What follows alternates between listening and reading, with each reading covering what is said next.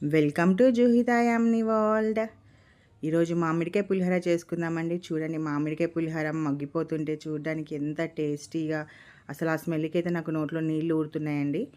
చాలా టేస్టీగా ఉంటుందండి. తప్పకుండా ట్రై చేయండి. దీనికోసం నేను 500 గ్రామ్స్ మామిడికాయ తురుము, కొద్దిగా అల్లం తురుము, 4 పచ్చిమిర్చి చీలికలు, కరివేపాకు తీసుకున్నానండి. ఫస్ట్ ముందుగా పాన్ పెట్టుకొని ఆయిల్ హీట్ చేసుకొని గుప్పెడు వేరుశనగ గుండ్లు, అందులో కొద్దిగా మినప్పప్పు, శనగపప్పు, జీలకర్ర, ఆవాలు వేసుకొని బాగా ఫ్రై చేసుకోవాలండి. అవి చిటపటలాడుతున్న టైంలో 4-5 ఎండుమిర్చిలు, అలాగే కొద్దిగా కరివేపాకు వేసేసుకోవాలి.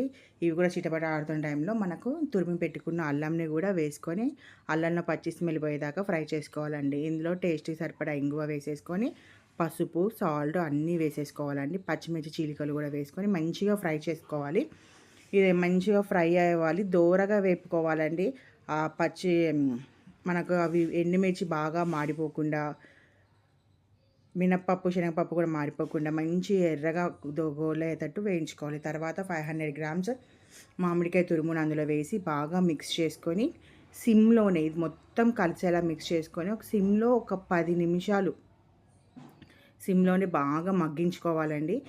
మీకు ఇలా తురుముకొని చేసుకోవడం ఇష్టం లేకపోతే పేస్ట్ లాగా కూడా చేసుకోవచ్చు, కానీ ఇట్లా తురుముకొని చేసుకుంటే టేస్ట్ బాగుంటుంది. అక్కడక్కడ తగులుతూ చూడండి 10 నిమిషాలకి ఎంత బాగా మగ్గిపోయిందో.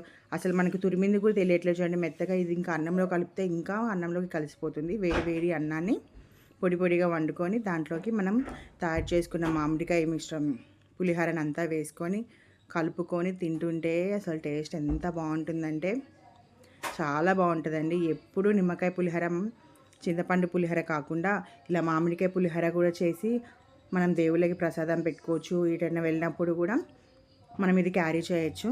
చూడడానికి చాలా కలర్ఫుల్గానే, టేస్ట్ కూడా చాలా బాగుంటుందండి. ఇట్లా కలుపుతుంటే మంచి కమ్మటి మామిడికాయ స్మెల్ ఇలా వస్తుందంటే ఆ పులుపు అదంతా చూడండి ఎంత టేస్టీగా ఉందో. నా వీడియో కనుక నచ్చితే లైక్ చేయండి, షేర్ చేయండి, సబ్స్క్రైబ్ చేసుకోండి.